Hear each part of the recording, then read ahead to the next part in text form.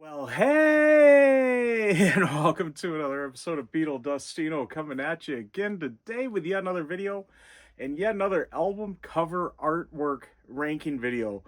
So a couple weeks ago, I did the UK albums, the album art, and this week I'm going to do the US albums. And we're doing kind of a series on this, so I'll explain a little more towards the end on what else we're going to be doing, what else you're going to expect to be seeing.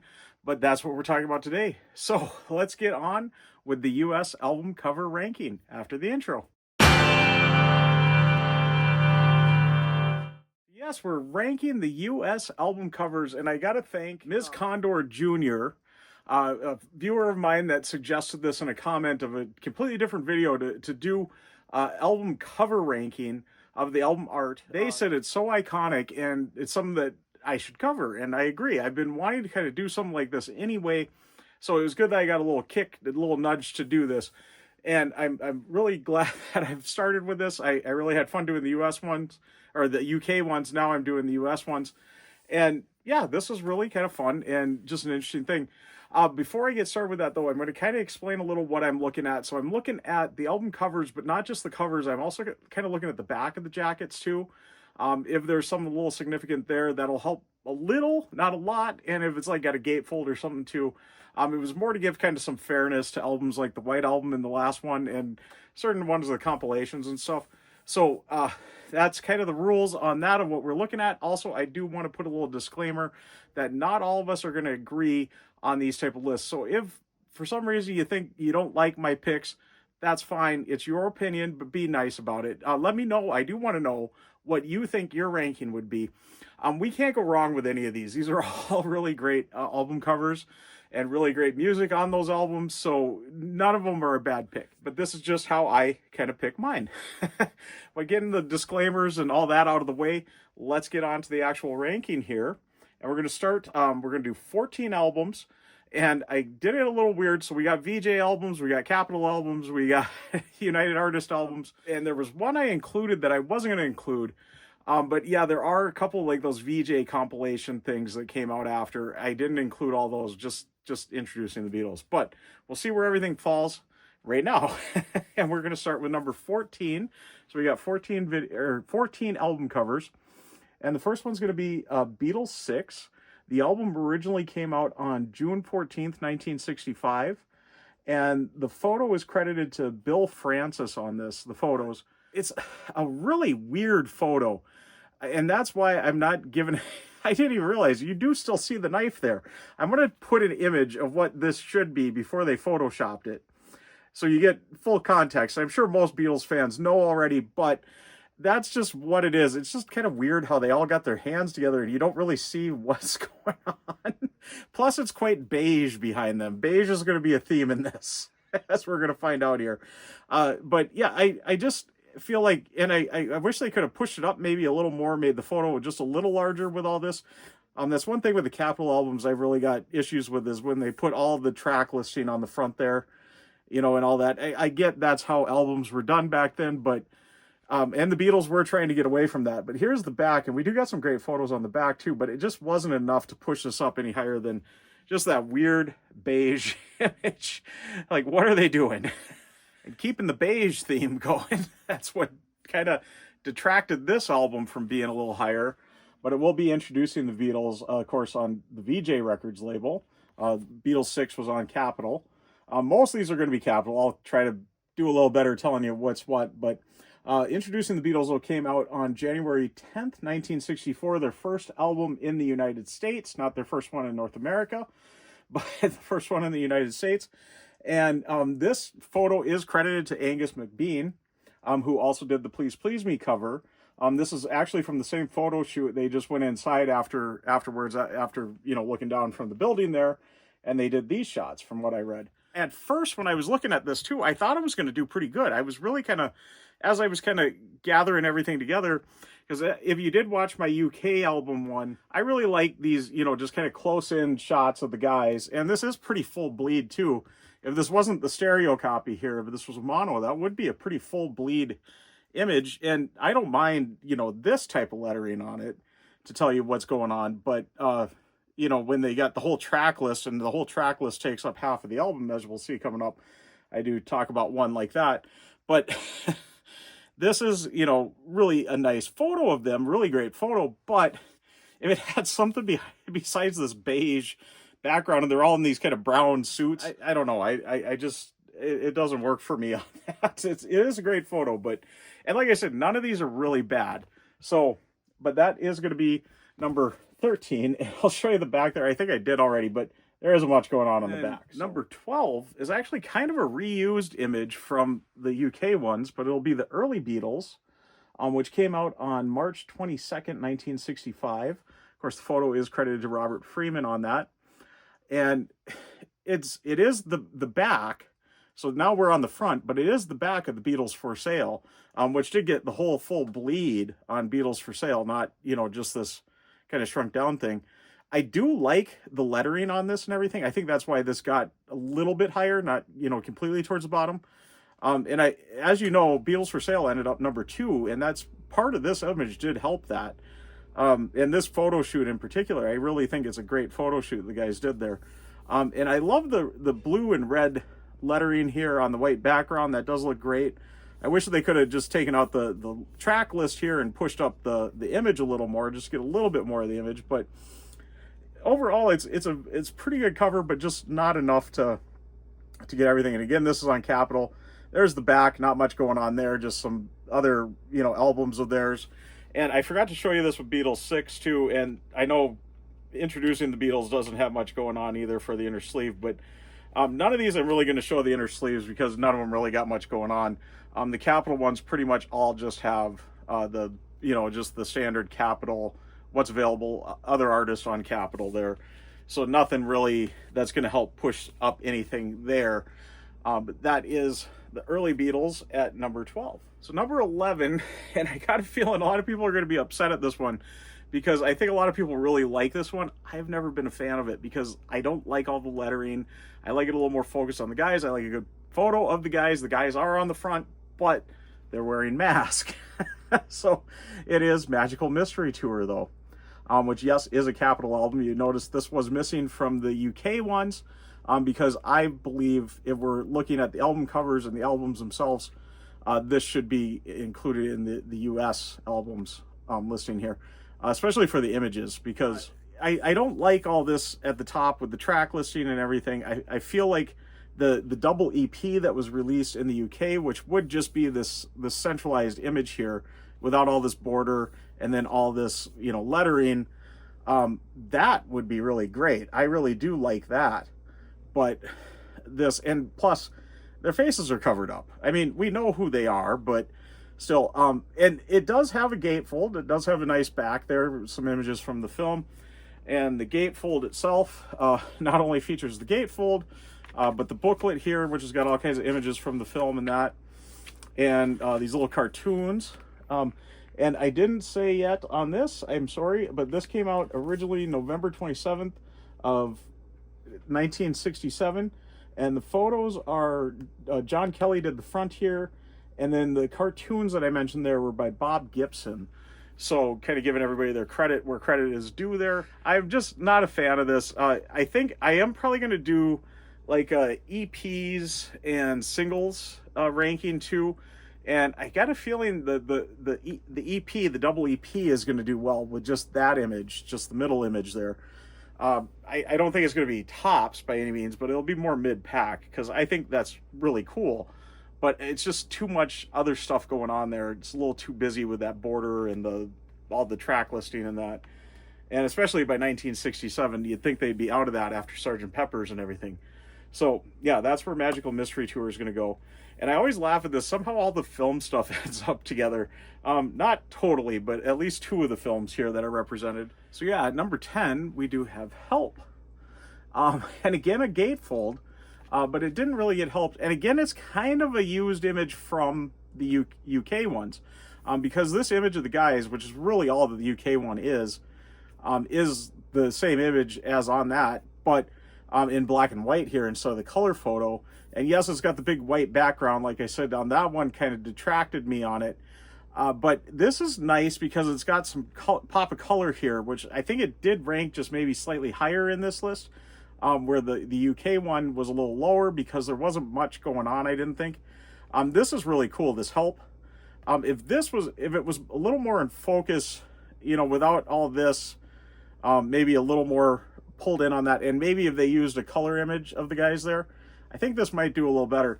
And even with the back here, we do got a really nice photo of the guys there. And then we do got the gatefold, of course, on this. And this is Robert Freeman credited on this, and it originally came out on August 13th of 1965. But yeah, help will be at 10. And kind of going into this, I said I don't like kind of the busyness of everything, and that's why this one's going to rank a little lower. But at number nine, we got the Beatles' second album. And, you know, it is really some great images and stuff, but it's just a little too busy. And that's why I'm not a big fan of this. It is nice, and I like everything they've done here, the different fonts and the, you know, the kind of the greenish lettering here with the darker red there, stuff like that. It is kind of cool, but again, you got all the track listing and, you know, too much. If they could have maybe blown up the image a little more, taking the track listing out. That would have gave you a little more larger photos there. The back is nice with everything there. We do have some good images on the back too. So I guess we got that going for it, but yeah, I can't put it any higher than number 9 there. So that's where the Beatles' second album goes. And I forgot to say, holy cow, this is April 10th of 1964, and the photos are credited to Joe Covello. Okay, and at number 8, we're going to have kind of a double album here because there's one album that's got 2 covers, and I think we know which one we're talking about. And actually, it's going to be the trunk cover from Yesterday and Today. This one, I don't think is that bad of a cover, actually. But of course, we'll go through this quick. Of course, the Yesterday and Today album came out on June 15th of 1966, and the photo is credited to Robert Whittaker. Not much really going on the back there, but the front here, and of course, we do got the actual thing there. I think that's really cool with the U.S. albums box, which, by the way, what I'm using here, is little LPs are a little cumbersome to kind of hold and show up here. So these little mini LP CD jackets are great to show because they're really well done with that, and not the fake ones either. But but yeah, you do get the little sticker you can put over because, of course, as you know, when the Butcher cover first came out, people got upset, and this got slapped onto them, of course, and so. That was great when they did the U.S. albums box and the CDs set here. They did include the little sticker that you could, if you chose to put on, you could put on, but not. But I got looking at this, and this is actually a really good photo. This is a photo I would think would make a really great album cover. I kind of learned I really like these Robert Whittaker photos with these, you know, props that they used in them, as a lot of his stuff is done up like. The only thing I really kind of detracted me on this that isn't pulling this any higher is the fact it is just this white background, and I think there were some prototypes of this as they got it out. I suppose they had to get it out so fast though that they, you know, just kind of rushed it out, but there was some blue background ones and stuff like that. Those might have looked a little nicer, but then again, maybe they would have got a little lost in that too.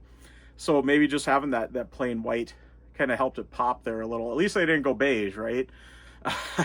But yeah, I don't know. It is really, honestly, if this would have been how Yesterday and Today first came out, I think it would have, obviously it wouldn't have had the notoriety that it's got now with the Butcher cover, but I think this would have still been viewed as a really nice album cover of theirs from the Capitol albums and that. So yeah, not a bad job there. So, but yeah, we'll be seeing some more of Yesterday and Today coming up, though. So coming in at number 7, and I know this is one a lot of people like, and I do really like this image. I just wish that it could have been a little bigger, is my main thing on it. I really do like the image. I love the colors they used on this, too. But I wish that they wouldn't have used up so much of this and used so much real estate on the image here.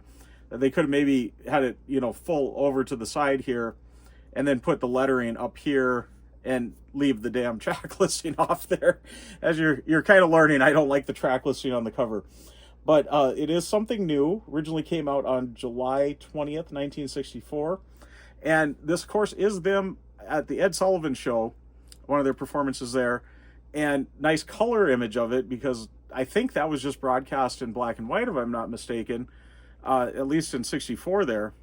So that, you know, really kind of cool getting to see that color popping and everything. And those colors are just great. That blue and then the orange and the yellows up there and everything. And, you know, they really did well using this kind of orange font on the lettering there. But I think it would have looked better, a little more blown up. But still, it's got that kind of cool vibe with the black on the side there and all. At least they didn't go white or beige, I guess. So, so it's got that going for it at least. Really not much going on the back there. And again, nothing really on the inner sleeve there. Now, I couldn't find really a good photo credit on this. With it being that it was that Ed Sullivan show, the best I could find, I'm thinking it might be Tom Weschler, who had done some photography for the Beatles, especially at the Ed Sullivan show. So let me know in the comments if I got that right. I am not positive on that, but that was the best I could kind of find doing my research on this. I'd really like to kind of know. So please let me know in the comments. Aside from your ranking on this, let me know who is credited to this photo, because I can't find much on it. So almost to the top 5 here. We're getting through it here. A little over halfway now. We're getting to number 6, and this album really kind of surprised me that I was going to include it, because at first I wasn't planning on including it, but as I was kind of looking at all the covers, I had this kind of set off to the side out of the US albums box. I kind of had it set off to the side, not planning to use it, and my eyes kept getting drawn to it, and I realized my eyes are getting drawn to that because that is a really good cover. But it will be the Beatles story. I decided I'm going to include this. It's kind of an odd one, but it was one in their time as they were, you know, together as a band in the 60s and the very early 70s. And it is a very good cover. It really is. Got nice close-up photo of the guys there, and then the Union Jack below, and, you know, really cool with the red, white, and blue elsewhere. And we do got a gatefold on it. We do get a couple of photos on the back, and then the gatefold with some more photos here. Again, not much going on with the inner sleeve or anything, so not much to kind of move it up there, but, you know, we are getting a lot of images here. And I really think whoever was the art designer on this really did a good job with the UK, the Union Jack flag there and them. And I always kind of laugh looking at this. If this was an American flag and the way that the photos are kind of cut out there, I always think it looks kind of like the shape of the Canadian provinces, you know, borders there.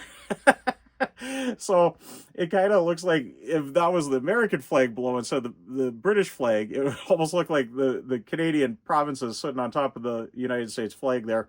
I don't know why I think that. It just kind of looks that way in a way. And we're missing about 6 provinces there too, so I guess that's another problem. But but I've always got a kick out of that. I don't know why I get thinking that with that. And like I said, I'm not including some of those Veejay ones. I know the Veejay had kind of a similar type album to that, like an interview type album, you know, kind of their story, whatever type album. I'm not going to include that. And, you know, the other versions of introducing the Beatles, I'm not going to include that. But that one I decided I was going to let in because it really caught my eye as I was doing this, you know, research on it for the ranking on it. And I never found a photo credit for that either, but it was released on November 23rd, 1964. I guess I forgot to say that. I couldn't find a photo credit on it. So if you know who is credited to the photo on that, the artwork and everything, let me know in the comments. Or I would like to know, but I didn't find any info on it, at least not easily. I guess I forgot to look for it too in a way, because I kind of added that in at the last minute. So moving on though to the top 5 here, and number 5, I know is one a lot of people are going to like, because I had a few people mention to me, knowing I said I was going to be doing the US albums, a few people said, I think this one will rank pretty high on you, and it is. It's top 5, so it did very well. And that would be Hey Jude, or the Beatles again. It was also known as for a while. And really great photo. This originally came out on February 26, 1970 in the US. It did get an official UK release, not just an import, beginning quite a few years later on May 11th of 1979. So this one is kind of technically a US and a UK one, but it was like, what, 9 years later? So 9 years and some months. Really great photo, though. It's kind of, I think this was their last photo shoot they did, and this was with Ethan Russell is credited for the photos on this, and really great back on this, too. So nice photo of them on the back, and this was supposed to be used for the cover, and then it got flip-flopped. I think Alan Klein decided this was the one to use instead of this one for some reason. I think is how the story goes on that. But I kind of like what's all going on here. I like them in this kind of period here too. Really kind of great with the beards and the long hair, the cowboy hats and stuff like that. I love the cowboy hat on the bust statue thing there. I also like how they kind of photoshopped in the images of them up there above the doorway. I've always liked that too with it. So it's really a cool, fun album. You always find little hidden details the more you look at it. It kind of looks like it's kind of plain, but the more you look at it, you're finding a lot more, and that's really cool. And again, nothing really on the inside, though, no gatefold or anything.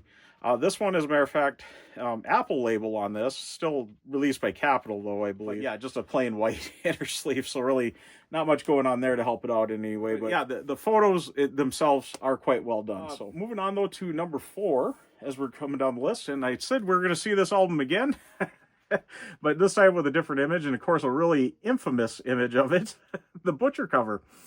And I really do like this image, and looking at it, it is a great album cover. It's odd, yes, but it does really work.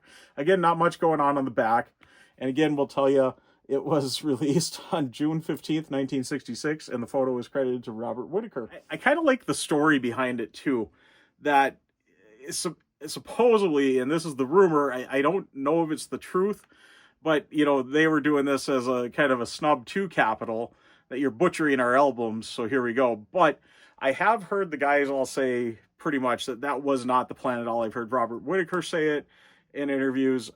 It's not what they were intended. It was just Robert Whitaker liked the props, like I said.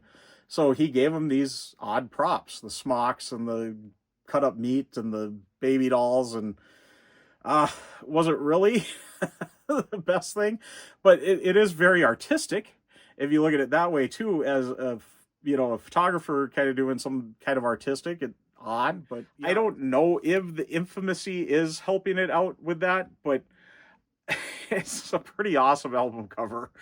Just absolutely crazy. I love that when they did the U.S. albums box set here, that they did include that, and they did include the sticker for the trunk cover too. I think that was a really good choice on that, because this is really a big part of their Capitol album story. I think it's a really good cover. I really do. It's looking at everything else, it really catches your eye. It really pulls you in. So that's why it's at number 4. Yeah, we're getting down there. We're coming up to number 3. And I'm going to go with A Hard Day's Night on this one. And this, of course, on United Artists, not Capitol or Veejay, United Artists for this one. And this was released on June 26, 1964. And the photo, again, is credited to Robert Freeman again. And I really think, I've always really liked the U.S. one. And I really kind of was wondering how, because I really do like the UK one too. But the UK one, like I said, I don't like the busyness on some of these. I like more just kind of focusing on the guys. However, we are losing half of the bottom of their faces here. We just got kind of the mop tops and their eyes kind of poking out at us. But it is a really cool image and a really kind of cool way to go. And I love the red border on it. And I think even the mono version, I think, has a better strip up here. I think it really pops even more. I know I got the LP on the mono one and the stereo one too. And I really like how that pops a little more. And it just looks great. I think the UK one of it was done up with the red. I think it might get a little higher. And I know there is in the EP collection, I think there's an orange border version kind of that. But that might be a little better there. And on the back here, we do kind of got that UK album version there. Not quite as many of them, but it's there. I don't like it they got George, though, kind of not centralized like he is on the... with the back of his head. Not so centralized like he is on the UK one. But yeah, it's, really kind of cool. Really fun play on that with the film, going. And I know this cover in particular has been reused, kind of homage paid to it on several other album covers too. I know I've seen several versions of this on different albums too. So it pretty famous cover there, pretty iconic. So, but yeah, that is going at number 3 on that. And getting down to the top 2, and I'm sure if you're paying attention, you pretty much know where we're going here. And number 2 is going to be one, I know a lot of people really like this one, and I do too, actually, because it did come in at number 2. But there's one I like just a little bit better. But it's Meet the Beatles, which again is kind of a reused image, because this is the With the Beatles image. just slightly doctored. Of course, this came out on January 20th, 1964, just 10 days after that introducing the Beatles one on Veejay, but this one on Capitol. And it was their first Capitol album, I guess. So, and yeah, it really did well with that, with the Beatles album cover. And so, of course, Robert Freeman again on that. And we do got a nice photo of them on the back there, too, plus a little write-up and all that. Not much going on with the inner sleeve or no gatefolds or anything. But, yeah, it's hard to believe. With the Beatles was kind of what, I think, number 8, I think, in my UK one. And this is coming up number 2. So I was really surprised how much just adding a little color pop there, little pop of color there, with this really cool blue and this kind of goldish, bronzish, brownish green on some of them turned out to be, with the Beatles there. It really kind of helps it. And no, I didn't even realize that. There is no track list on this one. So you are getting a little more real estate to the image there, aren't you? So yeah, this one did really well the more I'm looking at it. Still not well enough to get number 1. I do like the number 1 just a little bit better. And I like just that blue tint that they added. Instead of just the black and white, you do get the kind of bluish tint to their faces there. So it really makes that pop too, even that much more. And I think this is a much better cover than with the Beatles, even though the with the Beatles one is super iconic and super great too. But this one just edges it out just a little with all that. If with the Beatles would have been a full bleed one like they wanted it to be, of course, EMI Parlophone kind of fought them on that and made them put in the border at the top there. I think that might be just a little better, but I don't know. I think it's still just a really great image and a really great. I'm glad that Meet the Beatles came out at number 2 there with that. But like I said, this is really tough kind of picking these all out because they are all so iconic and so great. So it's tough. It's really tough doing this list. So number 1 is going to be Beatles 65, as you might have figured out there. Again, a Robert Whittaker photo. This originally came out on December 15th, 1964. And like I said, Robert Whittaker likes to play around with these props. So we got the umbrellas here, what we got here, the springs, another umbrella one, the brooms and the baskets. And he likes those props. So, the cut up meat and the baby dolls and stuff. Not much going on the back again, but the front, I think, really speaks for itself. However, what really surprised me is it's beige in the background. So if done right, the beige can work. And, with having all this. Now, again, too, you might kind of criticize me. Oh, I thought you said you like it focused in on the guys and a little closer. Well, yeah, I think just how well done it is, just kind of showing several bits of his artwork on the cover there, I think really helps this out. So I think it's really kind of cool on that. And you can really see their face as well when you're looking at it. Some of them, it's so hidden in there. Again, though, we do got the track list on the front. So I think if we didn't have that, we're able to push it up just a little bit with that, we'd get a little bit bigger of an image. And I think that might help it even more, but I still really like this image. I always really enjoyed this one, and I think it's a really great image of the guys there. I think Robert Whittaker really does a good job. I hope I said Robert Whittaker either. I get so confused with Robert Whittaker, Robert Freeman on all this, but they must like their bobs for taking their photos, I guess. But yeah, that'll be it for the U.S. albums cover, the artwork ranking there. And, again, it was a really fun video to film and everything and kind of research and look into. So thanks to Ms. Condor Jr. for suggesting this again.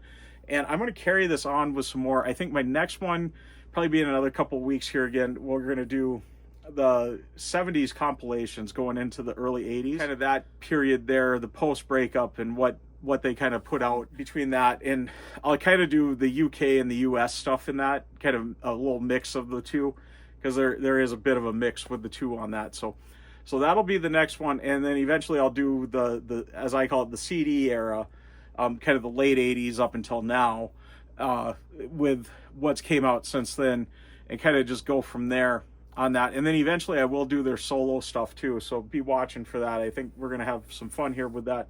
And I'm going to try to figure out how to do the singles and that. And then once I get the EPs and the singles, and once I get, a number 1 on every little category there, I'm going to take that number 1 and I'm going to compare them all and get an overall who done it best, I guess, on that.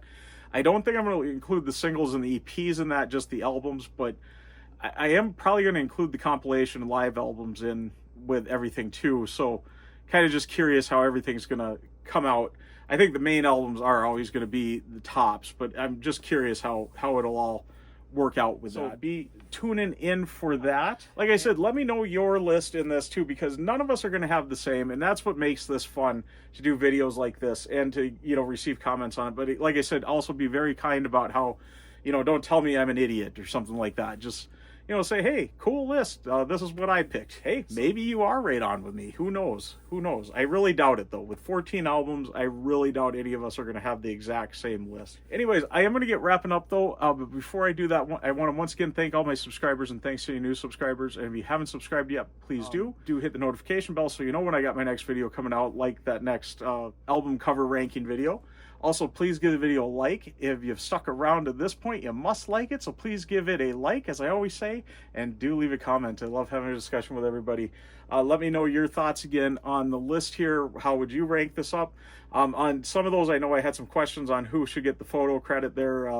Beatles 60, or something new, I'm sorry. I'm not positive if I got that right with who that is, so let me know if I got that right. And also let me know who did the Beatles story one, because that actually, I was surprised how much that pulled my eyes into it. So they did a good job with that one. Anyways, I'm going to get fully wrapping up and signing out. I am Beatle Dustino, signing out.